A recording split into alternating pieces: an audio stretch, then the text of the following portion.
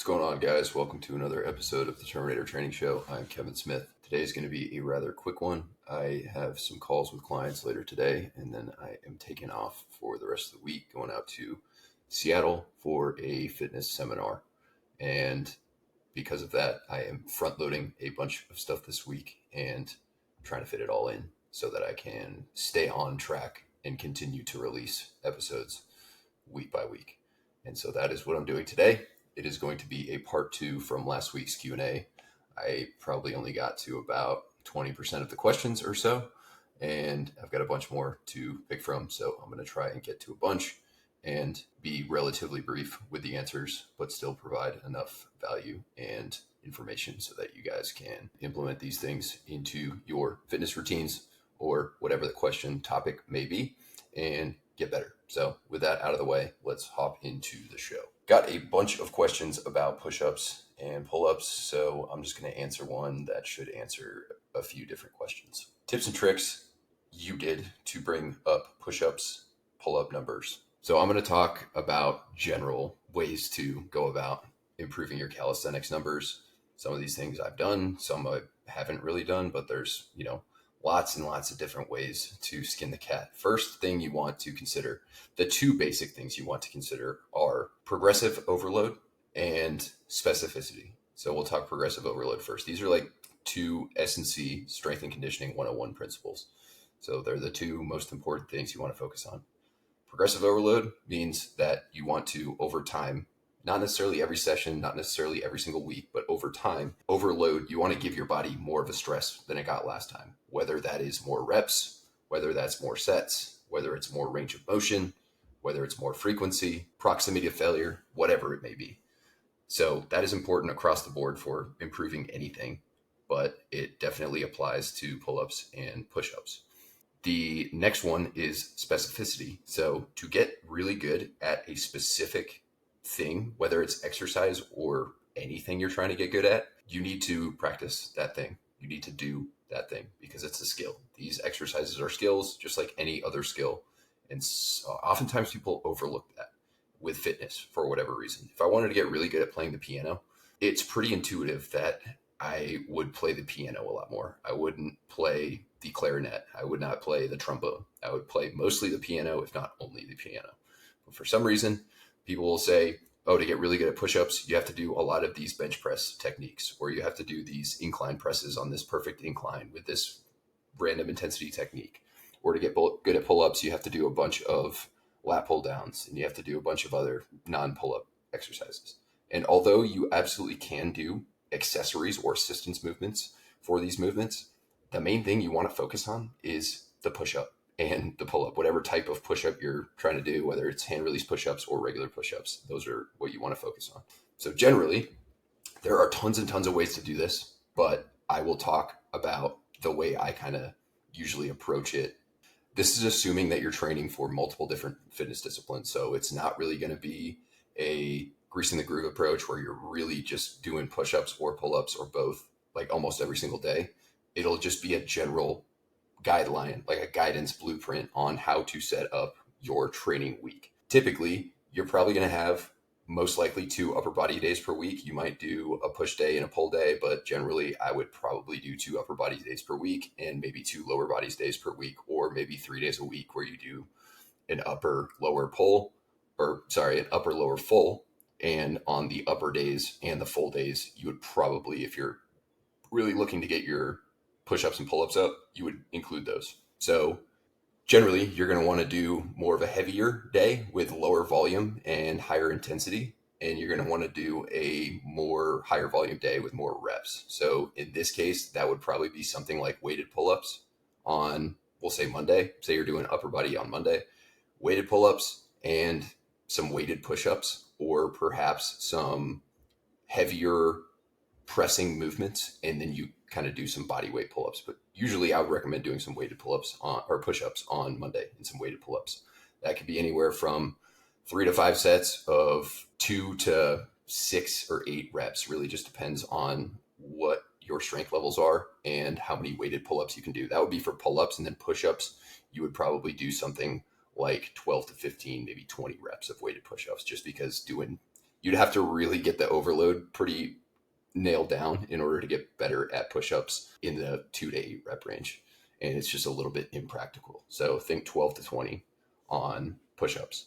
And you would do that. You would overload it by either adding reps or you would add weight over time. So say, for example, week 1, you're doing 5 sets of 4 to 6 pull-ups with 45 pounds. Say you get 4 reps on your first week with a 45. Because there's a rep range, I would like to use a double progression type scheme.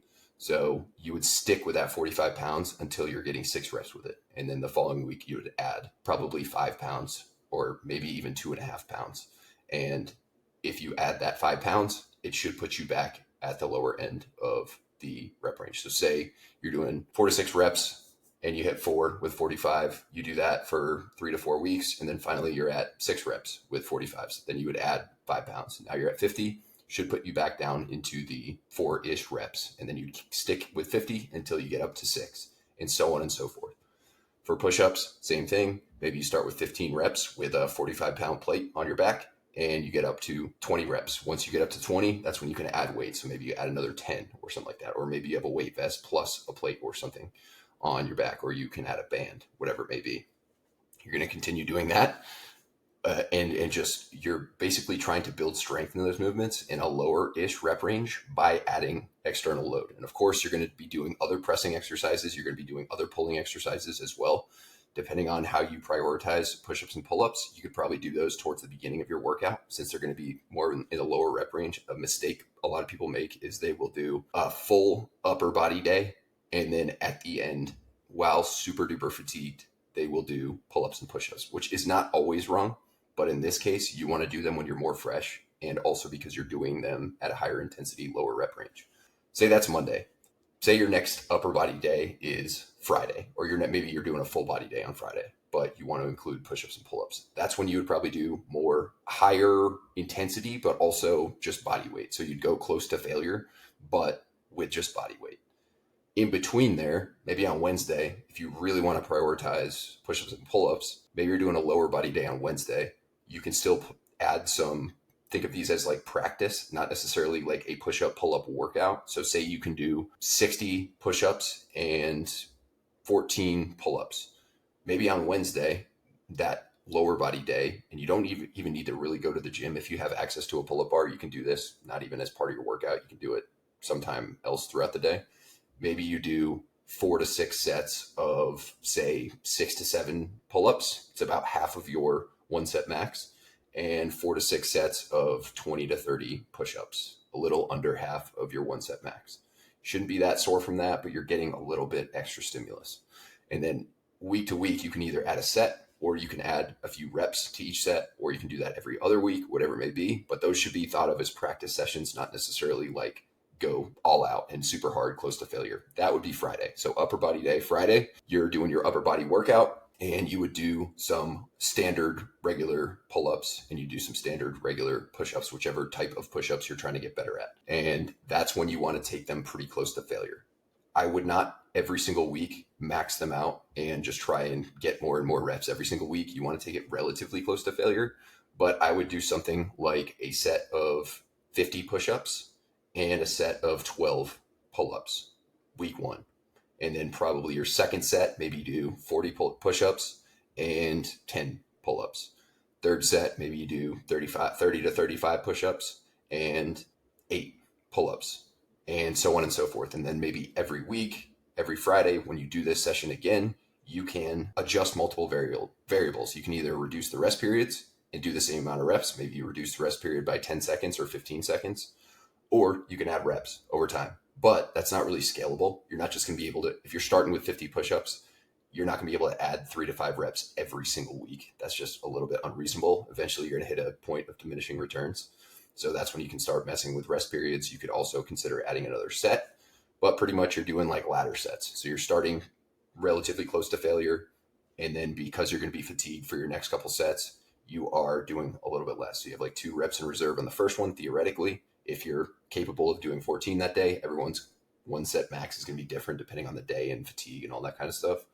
But you are slowly inching your way up to where You used to be able to do 14, say a few weeks in, you do a few weeks where you do 12, 10, 8, and then maybe you do 13, 11, 7, or 9, and then maybe you do 14, 12, 10, and so on and so forth. And before you know it, that along with your weighted pull-ups and push-ups on Monday and your extra kind of practice on Wednesday, and then your ability to do more reps on Thursday, like Friday, closer to failure. Before you know it, you're going to be able to do 65 push-ups for that first set of push-ups on your push-up day. And you're going to be able to do 16 pull-ups on your first set of pull-up workout for that Friday, and so on and so forth. So that would be a solid way to split it up. There are tons and tons and tons of different options, but something super simple like that. And of course, like I said, you also want to do other upper body movements, but those are really just to build general upper body strength and musculature. They're not necessarily like going to make you really, really good at push-ups and pull-ups like the push-ups and pull-ups will. But you can absolutely say every few weeks or so, you do a non-pull-up week where you do rack chin-ups, and maybe you do a neutral grip variation. Maybe you do some pull-ups with angles 90s just to give your joints a break. Pull-ups are more concerning when it comes to joint issues when you're trying to bring those up and you're doing them relatively frequently, especially if you're doing them with bad form or you are getting to failure on your good reps and then just forcing out a bunch more reps thereafter. But that, and therefore you want to consider adding some variations, staying ahead of the curve. Don't wait till your elbow starts hurting. Don't wait till your shoulder starts talking to you. Do this beforehand. Maybe every 3 to 4 weeks, you do a pull-up variation week where you don't use your overhand pull-up grip. Or maybe you might even do this with push-ups where you do some deficit push-ups. You do some push-ups using dumbbells where your hands are kind of more in a neutral position. They're up off the ground. Your wrists aren't bent. That can be a little bit less rough on the shoulders and the elbows. But that is one option. That's a really simple way to set it up. And you are just being specific, and you are progressively overloading, and you're also being reasonable with your other training. And those absolutely will get your numbers up if you just stick to them. What a lot of people do is they'll stick to it for a little while and they don't see these massive improvements. They think that these fitness improvements are going to just jump out at them and be huge and super rapid and linear and predictable. And that's just not how the body works, especially when you're doing a bunch of other training that is also going to cause fatigue and needs to be recovered from. So be patient with it, stick with it, and eventually your pull-up numbers and your push-up numbers will go up. If you want to get rapidly a lot better at both of these, then I would consider some form of greasing the groove strategy.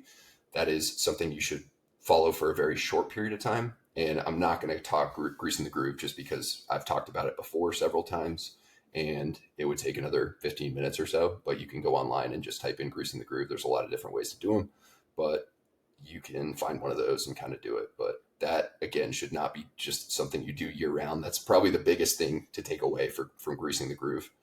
Don't do it just indefinitely. There's a point of diminishing returns. And usually that diminishing return is best case scenario, you just stop getting better at them. Most likely case scenario, you mess up your shoulder or your elbow and you have to take time off from the movements. And obviously that's not what you want. So hopefully that helps and you can give that a try, and should be pretty simple, but also work pretty well. Next question, only rucking in zone 2 versus shorter intense ruck sessions for SFAS prep. Yes, that is my answer. You should do both. He included a couple of well-known people / programs, philosophies in here that I omitted on purpose, but I am a believer that you should do some of both. For SFAS prep, when you're getting closer to SFAS, because hopefully you've built a really, really good base of running, rucking, strength, etc., you want to lean towards a little bit more intense rucks. In my experience, in my opinion, that's kind of the way I do it. But usually what that means is I'll have guys do a walking only ruck with a little heavier ruck on like the Tuesday earlier on in the week. That ruck, as long as you don't go crazy heavy with it, and as long as you actually only walk, should not be all that fatiguing. So you can do that after or before a pretty intense training day, whatever it may be. Usually I have my guys do repeats and lower body work at the beginning of the week. And then usually the day after I'll have them do a intense short ruck, but intense meaning a little bit heavier and walking fast, not necessarily sprinting or repeats or putting 80 pounds in a ruck and running with it, or putting 80 pounds in a ruck, period. So that would be something like a 55 to 65 pound ruck for 60 to 90 minutes or so. And you're just working on your walking pace. And then on the weekend, I like to usually do a long ruck, and starting from like the beginning of a selection prep, most of that ruck, if not all of it, will be walking. This will be a 45 to 50 pound ruck. Most, if not all, will be walking. And then slowly but surely, we'll start incorporating some running. So first week, say you do a 90-minute ruck, all walking. Second week, you do a 100-minute ruck. Out of every 10 minutes of that ruck, you can spend 2 minutes trotting. And then the following week, maybe it's a 105-minute ruck. And out of every 10 minutes of that ruck, you can spend 3 minutes running. Following week, 110-minute ruck, and every 10 minutes, you can spend 5 to 6 minutes of that walking. Or another thing I like to do is first part of the ruck, say you're doing a 120-minute ruck, so a 2-hour ruck. First 50 to 60 minutes is just walking only, working on your fast walking pace. And then the last 60 minutes, you can run as desired. However, very, very important to differentiate training rucks versus when you're getting tested on it. When you're getting tested on a ruck, it makes the most sense to use terrain to dictate whether you're running or rucking or walking. Most people aren't fit enough to run uphill.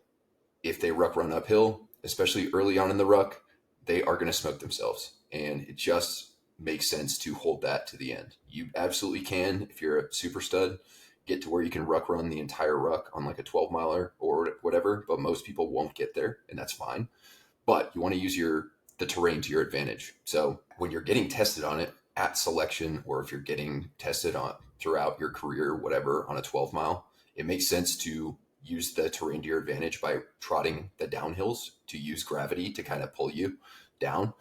And it also makes sense if you're more on the fit side to do it on flats, and it makes sense to walk uphill. In training, because running downhill with a ruck on is highly, highly stressful on the joints, it will be more difficult to recover from.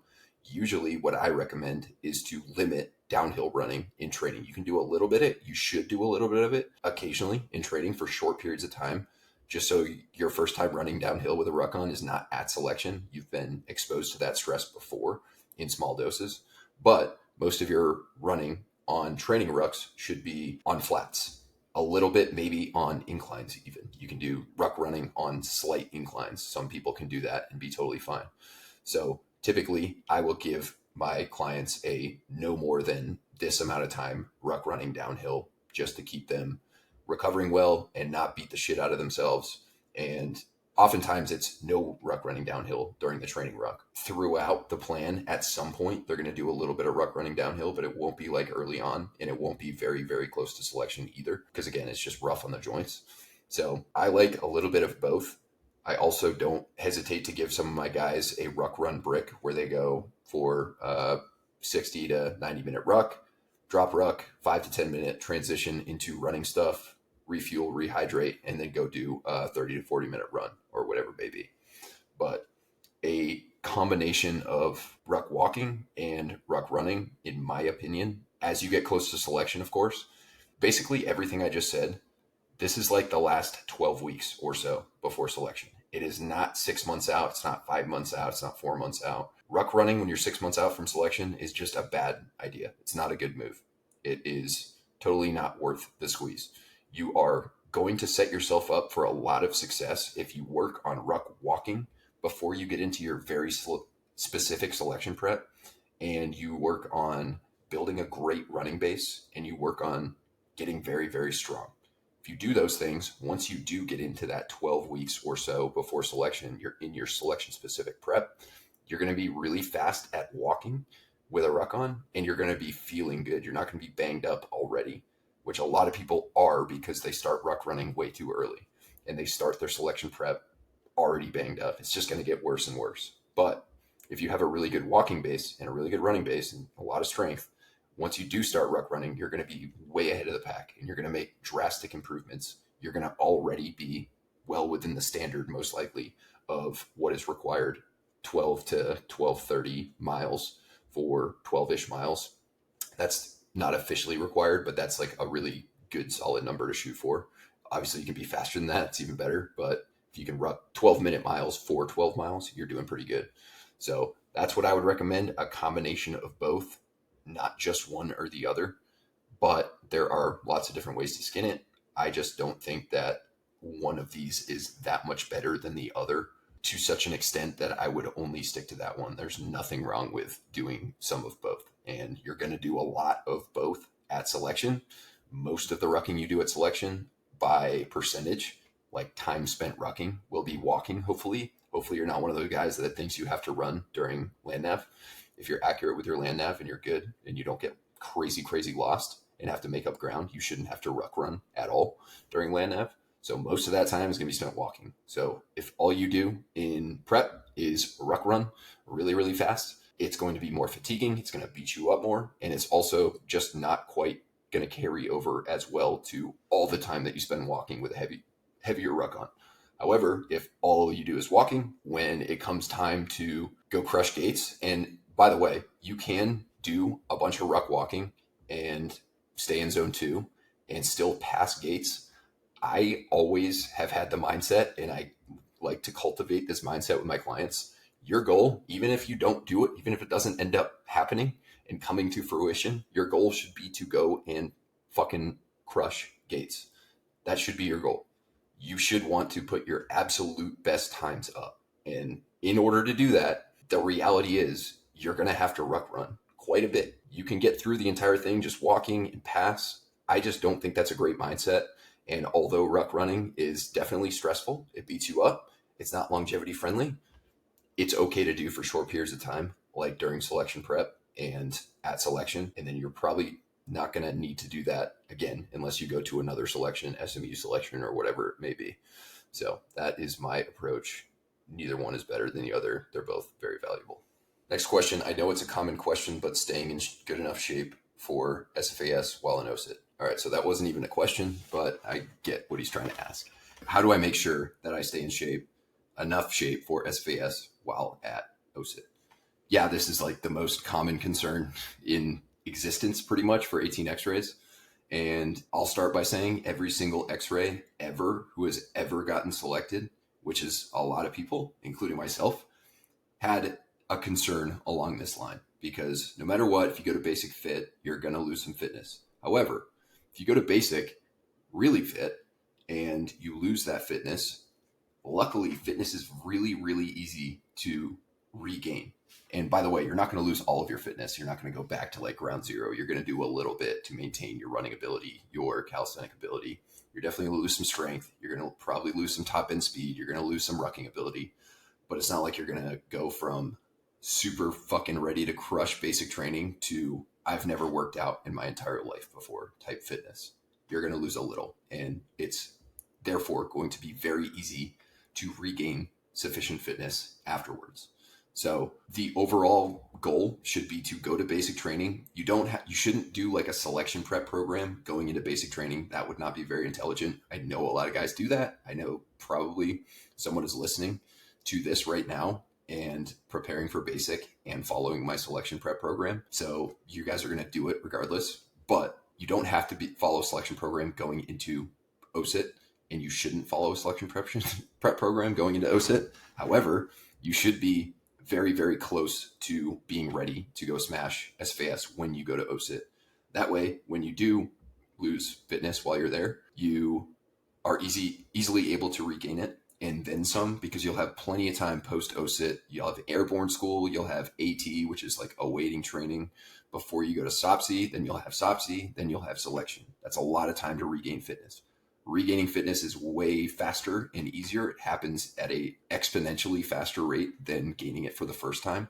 So you can pretty much, all the fitness that took you, say, a year to gain at first, you could probably regain that fitness in 3 to 4 months. Now, it does depend on what type of fitness we're talking about, and there's lots of nuance and there's lots of context that is missing from that. But just to kind of give you an idea. It's way faster to come back afterwards. While you're at OSUT, of course, there are ways to maintain fitness a little bit better than doing nothing. And that's what I would recommend, doing something rather than nothing. However, there are also a lot of ways to make yourself think that you're maintaining fitness, but in reality, you are just making yourself super fatigued and beat up and banged up. For example, doing hundreds of burpees every single day or doing plyometrics for cardio. Although, yes, those will make you tired and they will give you a cardiovascular stimulus and they will absolutely give your joints a bunch of impact. It's excessive. You don't want to be doing jumps in plyometrics for cardio. Doing hundreds and hundreds of burpees is also usually not very fruitful. It's not going to carry over to really any of the disciplines for selection. And if anything, most guys, if you just look around and watch guys do burpees, they are sloppy and not very joint friendly. So I'm not saying you can never do a burpee. I'm not saying you can never do plyometrics, but just be reasonable with them and know that they're not going to carry over all that well. What will? Honestly, the more you can accept looking like kind of a goober and thereafter not care what other people think, the better. So what does that look like? Running in place. Running in place, believe it or not, is a great way to maintain adaptations and how accustomed to your body is to impact. So say you do a bunch of running, of course, going into OSUT, you might do a decent amount of running early on in OSUT. And then it, at least in my experience and a lot of guys' experience, the running fizzles out and gets less and less as OSUT goes on.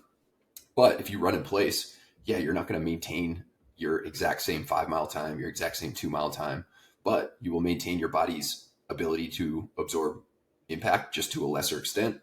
And additionally, you will maintain your muscle memory for running a little bit better than you would doing nothing. Quite a bit better, actually. Even though it doesn't look exactly like you are running out on the street, you'll maintain that muscle memory, that movement pattern, the nervous system, basically the skill component of the running a lot better than doing nothing.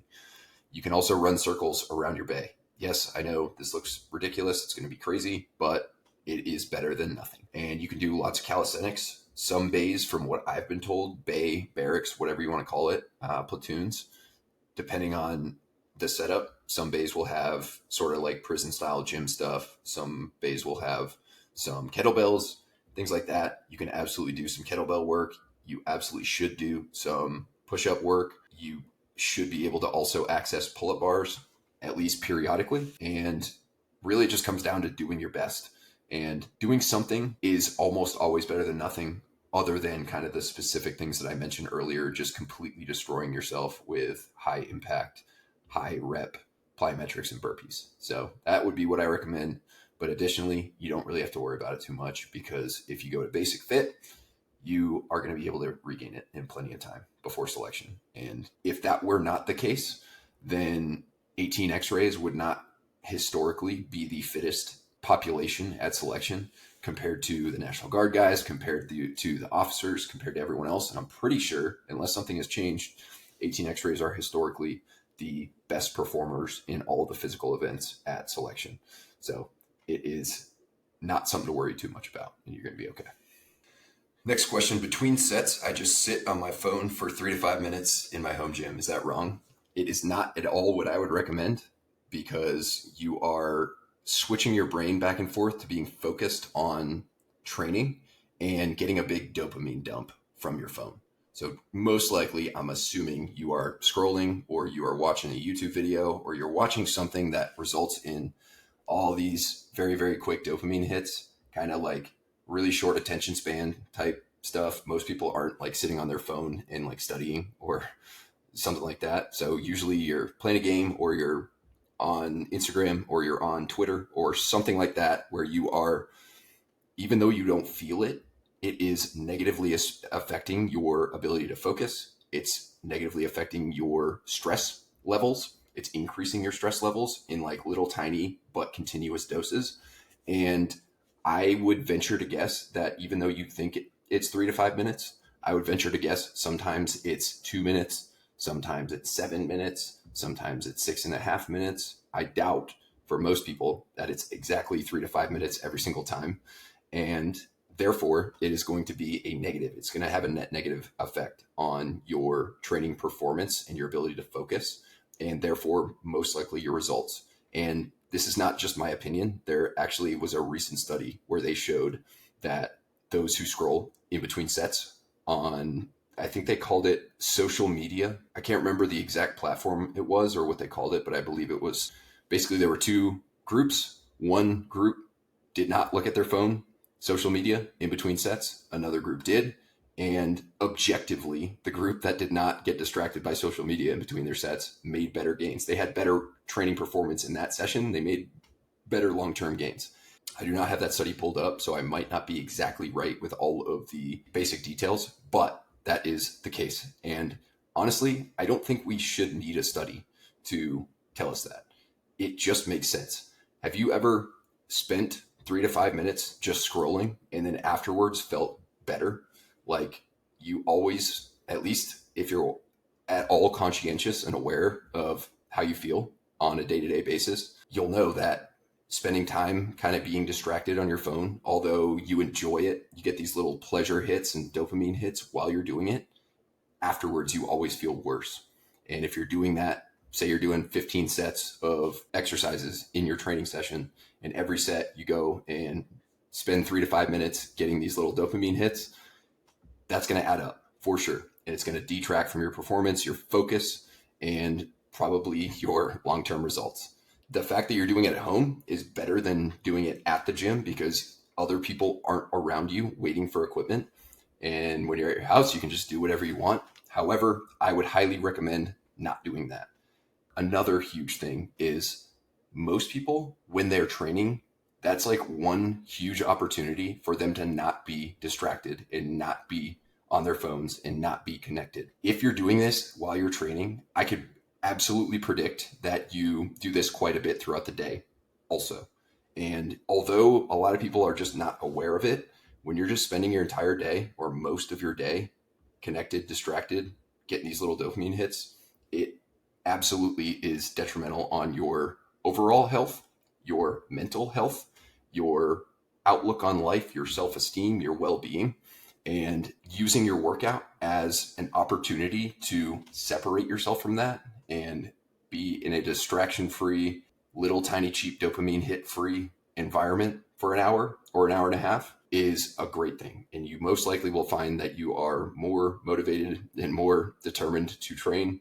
And good on you for resting, for sure. You definitely want to rest, but it is totally okay to just rest and not be distracted by anything and just allow yourself to be bored. Like being bored is a lost art.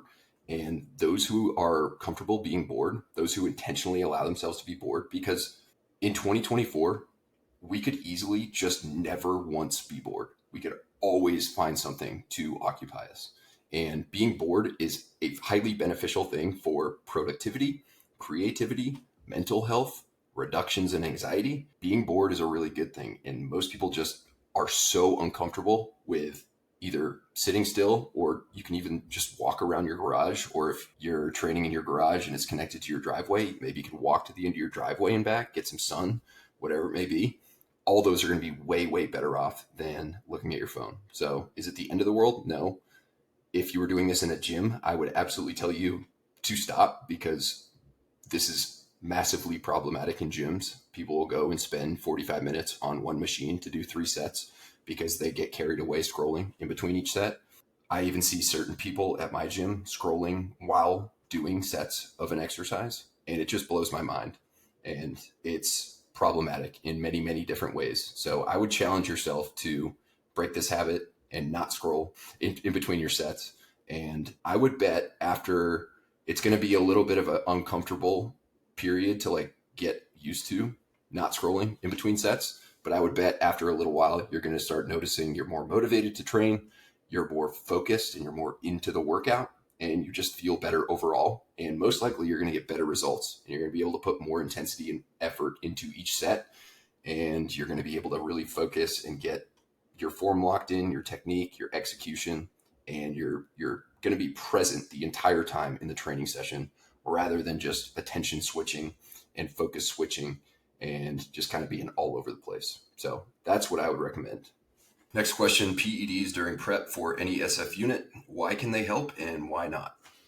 All right. So first of all, I will say this. PEDs, although they are not uncommonly used by guys prepping for various SOF units, they are 100% unnecessary. You do not have to be a professional athlete caliber individual performer to get selected really for any of the SOF units.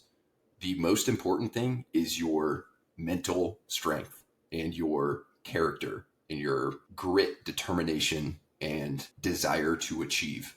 It is not that you are a superstar athlete. Yes, it absolutely is required to be physically fit, and it absolutely can help you to be a high physical performer for sure, no question. But none of the standards require PEDs, not a single one of them.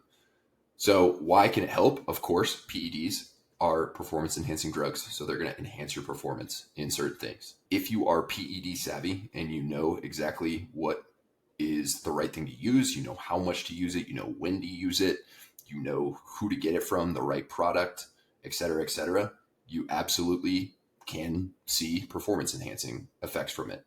There's a reason that top athletes use them. However, top athletes use PEDs that are prescribed by literally somebody that like monitors and watches and adjusts and course corrects them throughout the entire time, especially for endurance style sports. In most SF selection events are endurance, like heavily biased towards endurance. Really, the only PEDs that are going to make a big difference for your endurance are blood doping. And blood doping is a potentially very highly costly thing to do. Like professional athletes have died because they got their blood doping wrong. And you're not going to be able to blood dope at selection anyway.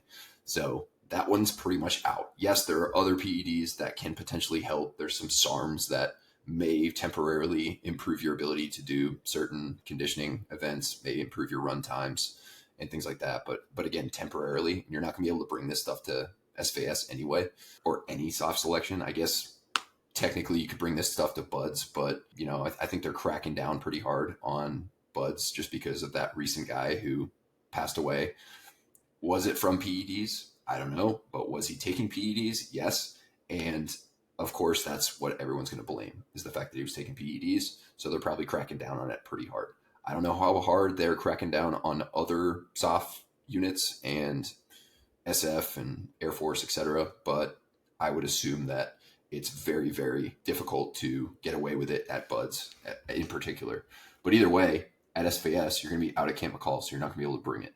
So most other PEDs are intended to improve your strength, improve your musculature, build muscle, potentially burn a little bit of fat, although there are not many PEDs minus like GLP-1s that are like actual fat loss things, unless you want to take clenbuterol, which is a whole different story. We won't really get into that. That's like a pre-contest female figure competitor type thing, and it is highly problematic. But really, the negatives outweigh the positives by a long shot. And these are just, I'm just talking about this. This deserves an entire episode and then some probably, but I'm just talking about the acute possibilities, the acute downsides and the acute upsides of taking PEDs. We're not even talking about the long-term effects on fertility and your lifelong ability to produce testosterone and your potential organ health, depending on what type of PEDs you take, whether it's an oral or a injectable. If you take oral PEDs, those can mess with your kidneys, they can mess with your liver, et cetera, and usually it's just not a good path to go down.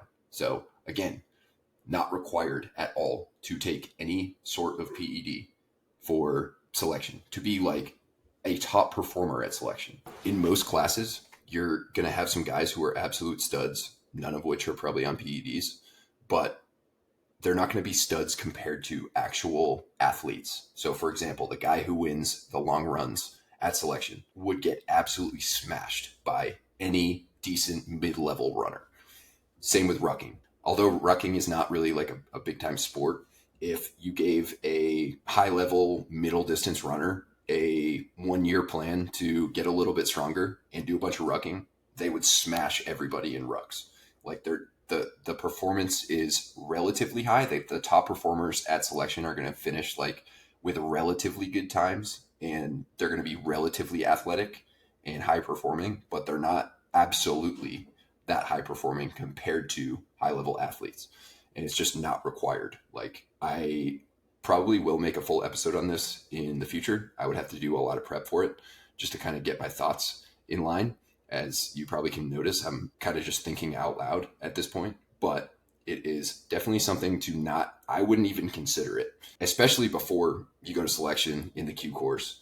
Maybe down the road, considering getting your labs checked and maybe getting on some prescribed testosterone might be something that will benefit you. And a lot of guys just inherently have low testosterone because of the job, and it's life-changing for them. But you're going to need to be on TRT later in life if you start using testosterone now, or really lots of different potential steroids that can shut you down. So I would milk all of your natty progress and gains for as long as you possibly can. And of course, it's your body. You can do whatever you want. But the whole logistical process of getting PEDs and using the right stuff in the right dose at the right time from the right vendor, and also somehow allowing it to still be in your system for when you actually go through the pipeline, go through selection, and also using it in a way that it's still efficacious in your system when you're at selection, is just, you're going to have to jump through lots and lots of hoops, and it's going to be a complete nightmare. And if you get caught with that shit, you are in big trouble and your career's over. And in my opinion, you don't want to be that guy that looks back on his SOF career attempt and says, yeah, I wanted to do that, but I tried to cheat and I got caught, instead of just doing the work that is totally, totally doable. And thousands of successful SOF operators have gone through it naturally and been successful. I would much rather look back on my life and said, I gave it my all and I was clean and I just didn't make it, or look back on it and say, I put the work in and I put the effort in and I fucking made it, even though I didn't use any sort of enhancement. So that would be my viewpoint on it. You can do whatever you want. If you want to go through the entire jumping through hoops process where you're just trying to get all the logistics down and make sure you're doing the right stuff. But integrity wise and health wise and just common sense wise, it does not make all that much sense. So that would be kind of what I would recommend. I would tread carefully. Next question. Is it true that Ranger panties make you lift heavier, run faster, and look sexier? Yes, that is a fact. Next question. How many miles / time on feet should competitive candidates have before attending selection? All right, so this only applies to competitive candidates, not all candidates. If you're not competitive, don't listen. No, just kidding. I know what you mean. To show up to selection prepared, how many miles running? We'll talk running and rucking. Just, it says miles on feet, but we'll talk running and rucking just because those are the most relevant.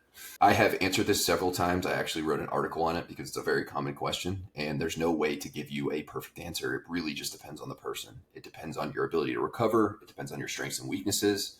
If you're already really good at running and rucking and you're super weak, you probably could get away with a lot less mileage, even though you'll probably do more mileage anyway, because if you're really good at running and rucking, you probably got that way because you run and ruck a lot, or at least you run a lot. If you are more on the strong side, you're more of a strength guy, and you don't have much of a running background or endurance background, you may very well need to start building your volume. And this is like further out as well. You don't want to jump into super high volume, especially if you're bigger. Obviously, intuitively, the bigger you are, the more potential risky, and the less experienced you are with running, the more potentially risky it is going to be on your joints and getting injured and whatnot. So you want to tread carefully. But usually if you're in the 25 to 45 mile range per week of running and rucking combined, you're going to be in a good, pretty good spot.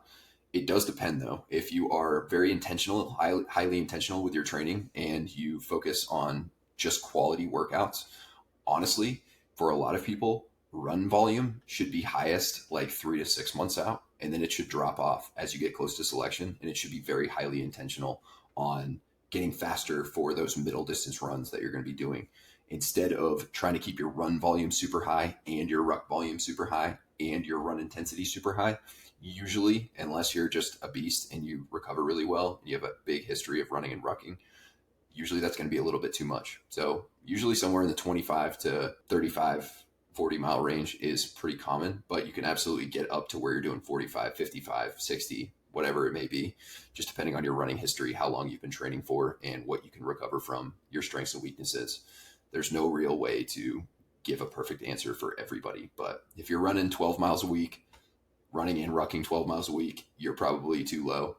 If you are running 65 miles a week and you're making progress and you feel good, totally fine. If you're running 65 miles a week because you think you need to, and you think that's the only way, and you're just beat to shit and you aren't making progress, then I would highly consider reducing that volume a little bit or messing around with your other training to allow for more recovery with running. But you should be totally fine in that, like, give or take 35 miles range. And the most important thing is, are you making progress?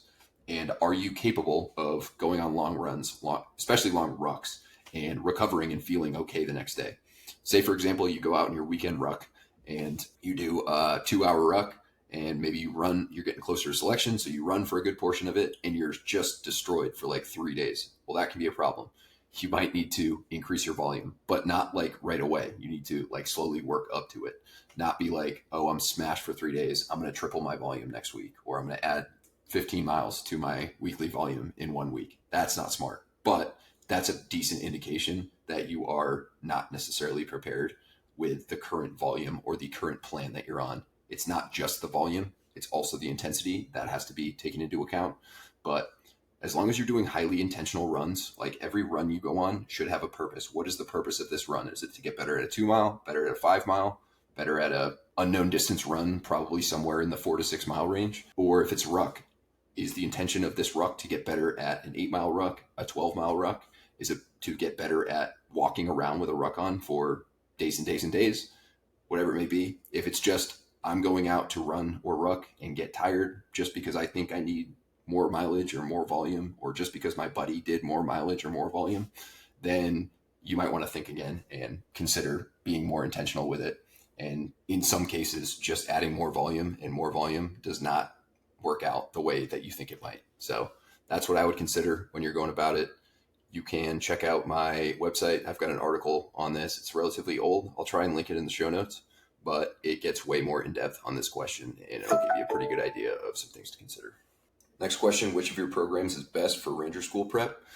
Honestly, most people, if you keep yourself fit. So if you, for example, if you hop on T850, my training team, for 8 to 10 weeks, you should be more than ready to go smash Ranger School. Likewise, if you just train reasonably and you keep yourself in shape like a tactical athlete should year round, obviously when able, of course, if you're in the field all the time and whatnot, yeah, your fitness is going to fluctuate a little bit. But if you just train like a tactical athlete should, focus on strength, focus on endurance, focus on a little bit of power, a little bit of mobility, a little bit of calisthenics, that is just a general baseline physical fitness maintenance program for tactical athlete that cares about physical performance, then you should be able to go Ranger School at the drop of a dime and crush it.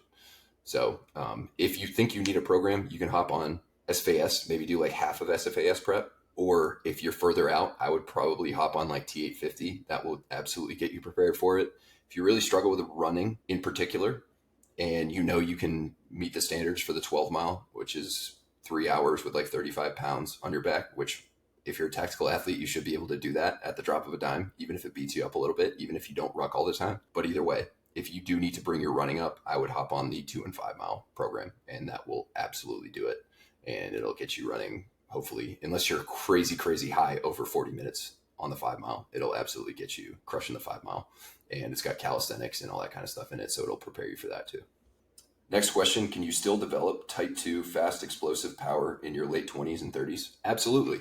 You are a little bit past your prime for speed and power, but that being said, that is assuming that you've been training speed and power your entire life. If you have not been training speed and power, even if you're in your 40s or 50s, you can develop speed and power. Even in your 60s, you can develop speed and power. Of course, the recovery and the approach that you take, depending on your injury history and your preferences and your schedule and all that kind of stuff, might be a little different. And if you've been training your entire life speed and power, you're going to be more powerful and faster in your early 20s, most likely mid 20s. But if you haven't and you start doing it in your late 20s, early 30s, you absolutely can develop all of those things for sure. There's no like cutoff age where those things are just no longer available to you. So the body is quite resilient. It's quite good at adapting to things.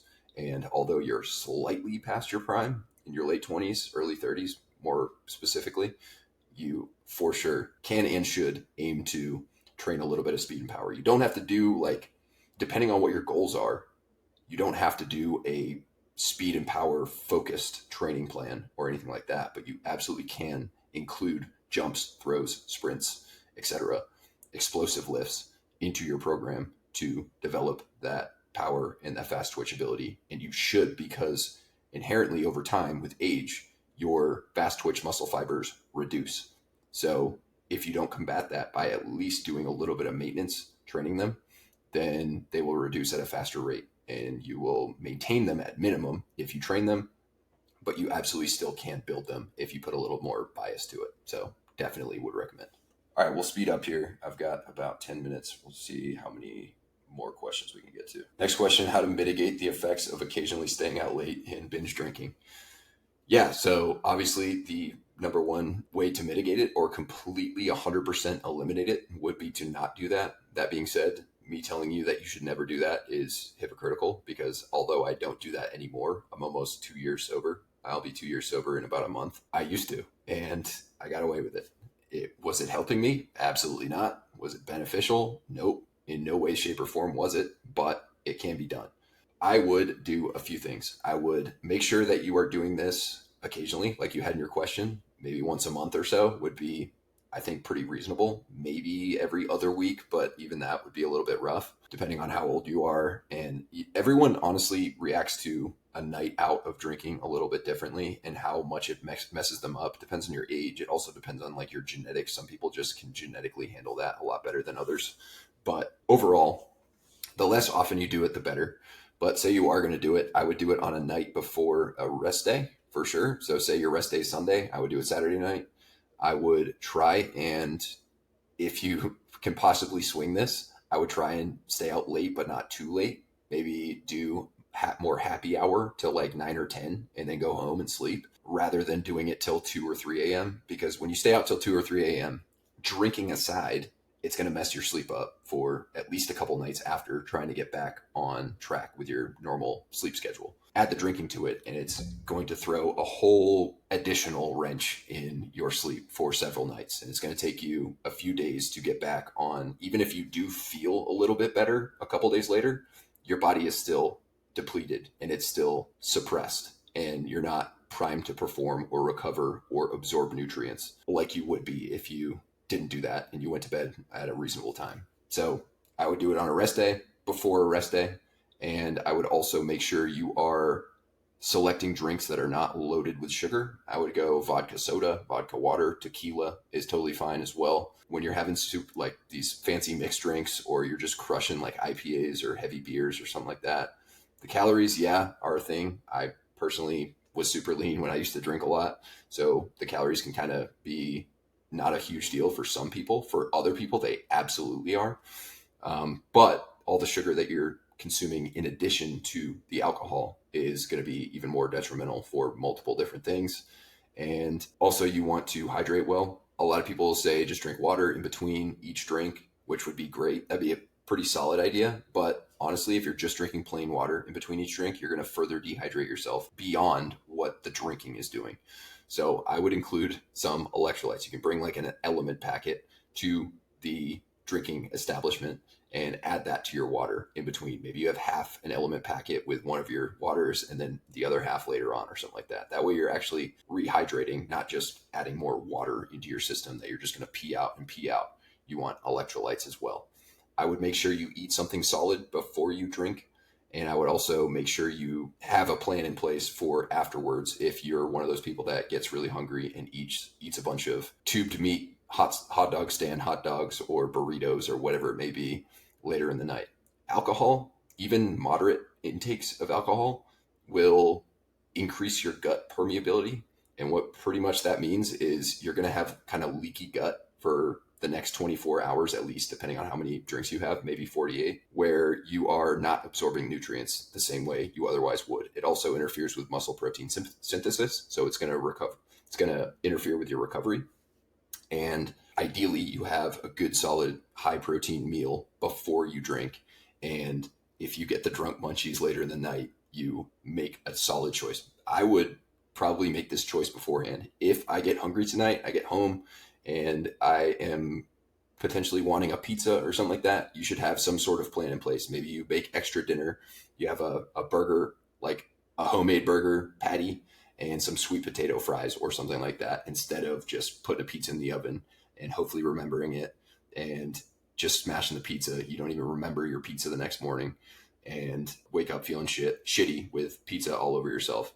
So have a plan in place like that. Make sure you have a plan for getting home and whatnot. But honestly, there's no way to just completely not have to pay any sort of price for going out and getting hammered. I know it's fun, it's enjoyable, and something I used to do quite often. And I really had some great times going out, but I never once in my entire life have woken up after a night of not drinking and wish I drank the night before. That has never once been a scenario for me. And I don't think anyone else has either. If you are someone who has woken up after a night of drinking and said, man, I really wish I had 12 drinks last night, then maybe that doesn't apply to you. But in most cases, most people are pretty happy with their choices not to drink when they decide not to. But either way, it can be mitigated. Hydrate well. Try and get back on track with sleep as quickly as possible. It's way easier said than done. No matter what, your sleep's going to be affected the next night and probably the night after. Just expect that. Maybe not have a super hard workout planned after your rest day. So like 2 days later, if you're having your hardest workout of the week that day, that's not a great way to set up your weekly training, because you're going to be in a depleted, slightly dehydrated, probably malnourished and under-rested, under-recovered state going into that hard workout. And it's going to be more difficult to recover from that workout afterwards too, just because of the drinking you did 2 nights before. So those are some of the mitigation strategies, but honestly, there's no real way to get that free lunch, because there's no such thing as a free lunch, and you're going to pay the price, and it's just kind of how it is. But you can definitely have it affect you less by doing those things than just going out and not having any sort of plan and just going off the rails. So that's it, guys. We're going to stop it there. Appreciate you guys tuning in. Got to hop on some calls this afternoon with some clients. But glad I got this quick episode in, and thank you very much for tuning in. Thank you for your support, whether you're watching on YouTube or listening on Spotify, Apple Podcasts. I do appreciate it. And if you're still listening and you've given me a review, I greatly appreciate that as well. It helps me reach more people. And I've got 205 last time I checked Spotify reviews, which is awesome and means a lot to me. So thank you guys very much. But yeah, that's it. We'll chat soon. We'll be back with another episode next week. Until then, Terminator out.